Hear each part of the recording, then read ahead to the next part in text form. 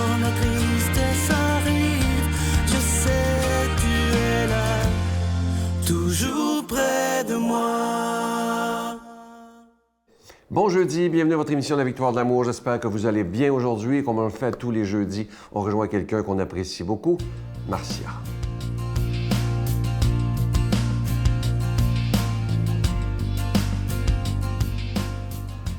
Bon jeudi tout le monde, j'aime beaucoup commencer la journée du jeudi avec vous.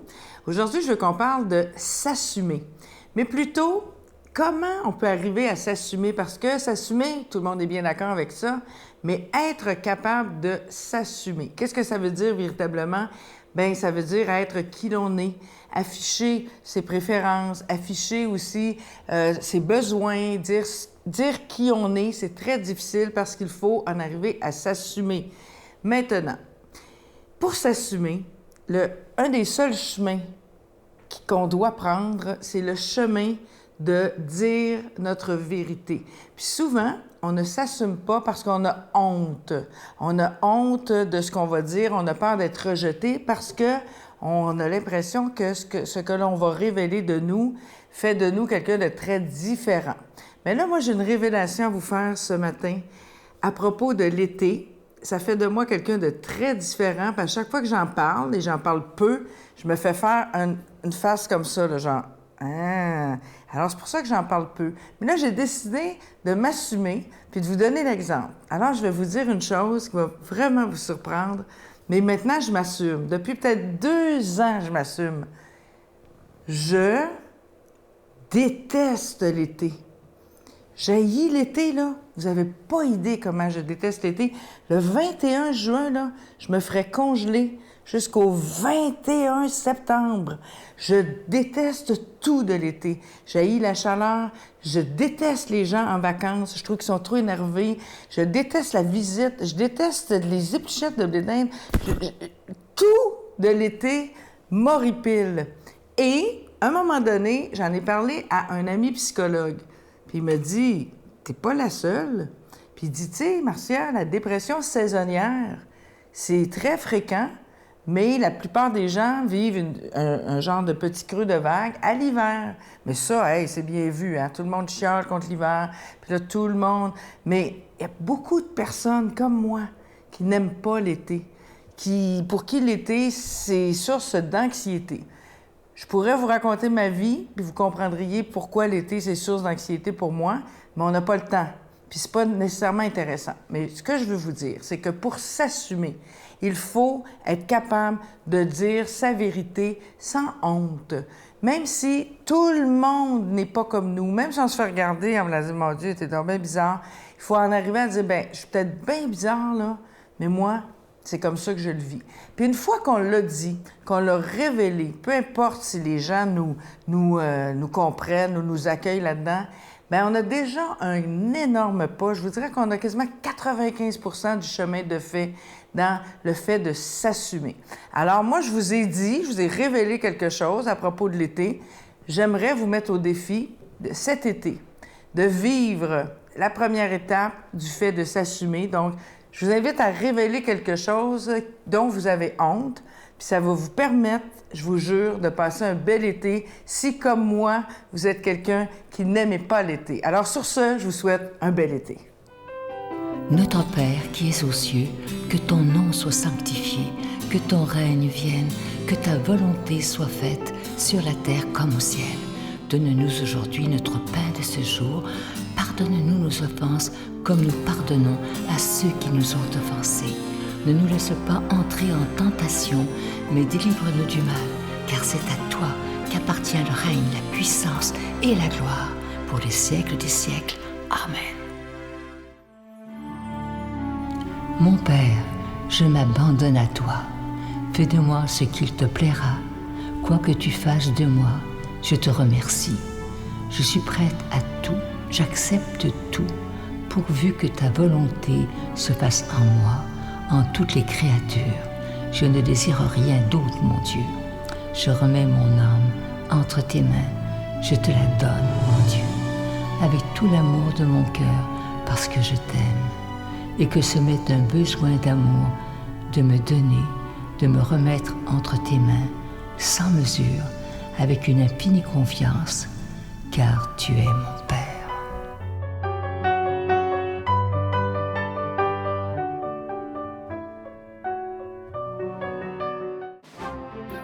La caravane de la Victoire de l'amour vous invite au sanctuaire Notre-Dame-du-Cap le samedi 17 août en compagnie du Père Michel-Marie de Paris, Monseigneur Pierre-Olivier Tremblay, Brigitte Bédard et Sylvain Charon, sous le thème « Venez à moi, vous tous qui peinez, et je vous donnerai le repos ». Conférence du Père Michel-Marie, célébration eucharistique, spectacle du Père Michel-Marie tout en chansons, dîner et souper inclus, transport en autocar de luxe au départ de plusieurs villes du Québec, à partir de seulement 149 $. Réservé au 1-877-277-4412.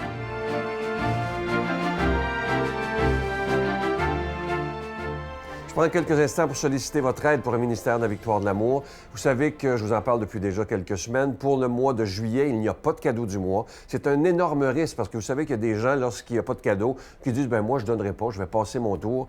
J'espère que vous ne ferez pas tout ça parce que ça serait une catastrophe. Vous savez que c'est la période des vacances, mais une chose est sûre, c'est que les factures, eux, ne prennent jamais de vacances, malheureusement.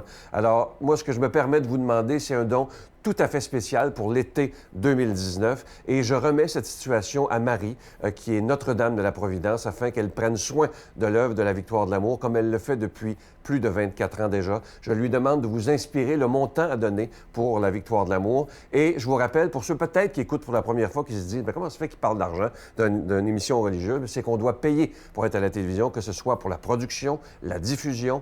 Et ça fait déjà plus de 24 ans que nous sommes tous ensemble. Je vous donne l'adresse en vous remerciant de tout cœur de votre don spécial de l'été 2019. La Victoire de l'amour, casier postal 120, succursale Boucherville à Boucherville, le J4B 5E6, je vous la redonne. La Victoire de l'amour, case postale 120, succursale Boucherville à Boucherville, le J4B 5E6. Également par téléphone, par carte de crédit du lundi au jeudi pour la période estivale, de 8 h le matin à 17 h dans le 514-523-4433, 523-4433 ou sans frais, le 1-888-811-9291,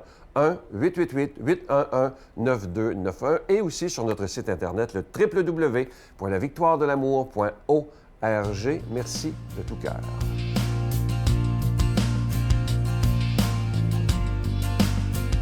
Mon Dieu, donnez-moi la sérénité d'accepter les choses que je ne peux changer, le courage de changer les choses que je peux et la sagesse d'en connaître la différence. Amen. Aujourd'hui, la parole de Dieu est proclamée par notre ami, l'abbé Donald Thompson.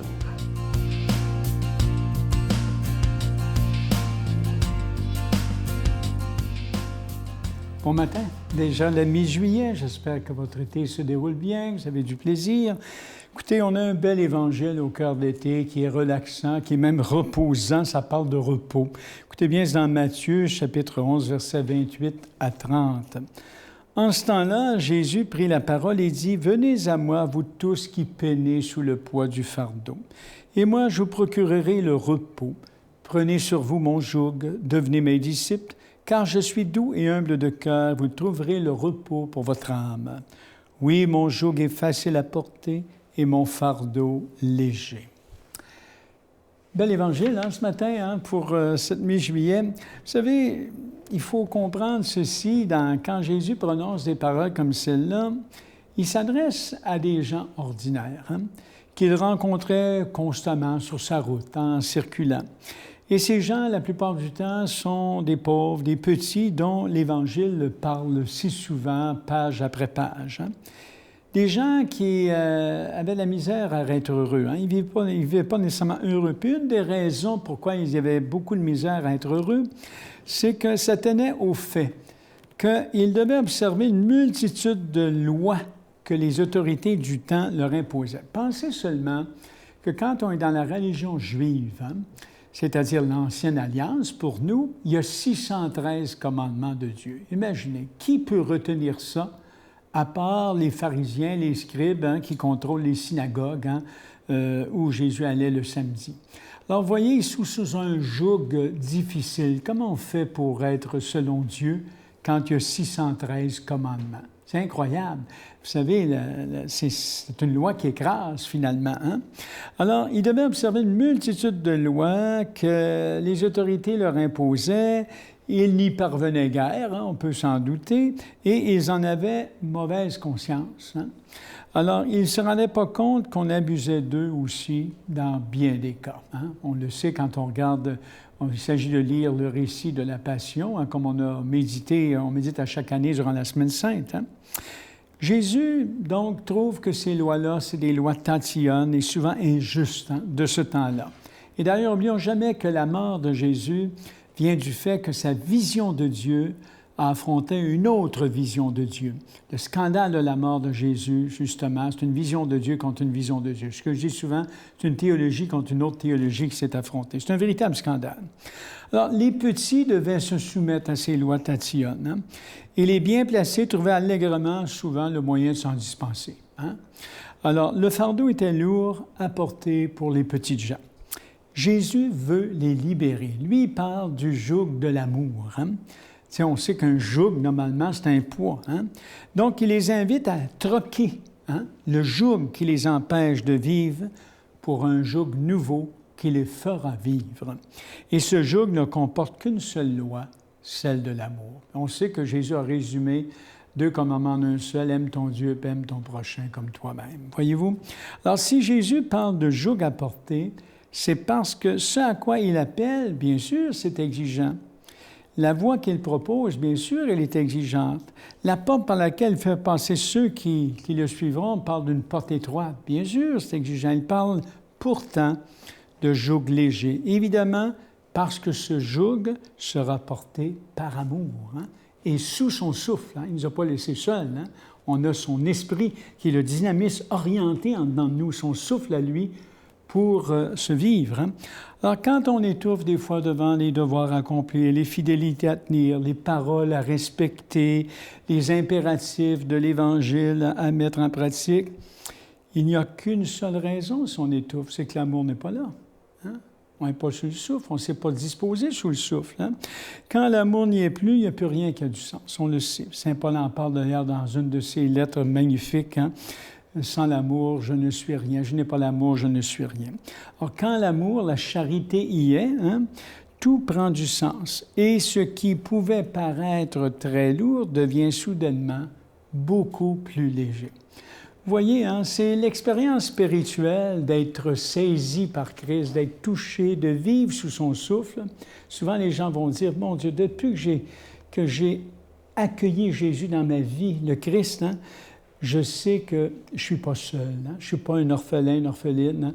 J'ai une force en dedans de moi qui m'habite, qui me fait voir les choses et vivre les réalités avec un dynamisme insoupçonné, une énergie très particulière. » Alors, je demande aujourd'hui à ce Dieu d'amour qui s'est révélé en Christ et qui nous indique bien que son joug est léger, qu'il donne du sens à votre vie, qu'il vous accompagne, qu'il soit votre soutien constant et qu'il vous protège. C'est le sens d'ailleurs de la bénédiction, qu'il dit vous fasse du bien. Que Dieu de la vie vous bénisse, le Père, le Fils et l'Esprit Saint. Amen.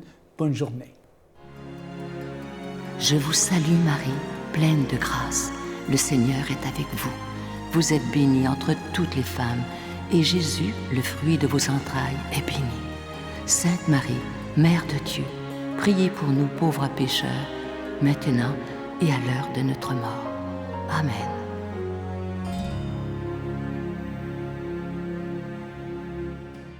Il me reste que le temps de vous souhaiter une belle et grande journée aujourd'hui. Je vous attends demain. Bye. Quand c'était pas une dépendance, c'était un autre, tu sais, je switchais.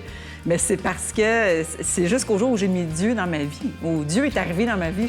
J'ai pas l'impression d'avoir mis Dieu dans ma vie. J'ai l'impression que Dieu est arrivé dans ma vie comme un coup de tonnerre. Puis c'est ça qui fait que j'ai plus eu besoin d'aller chercher, d'aller combler ce vide existentiel.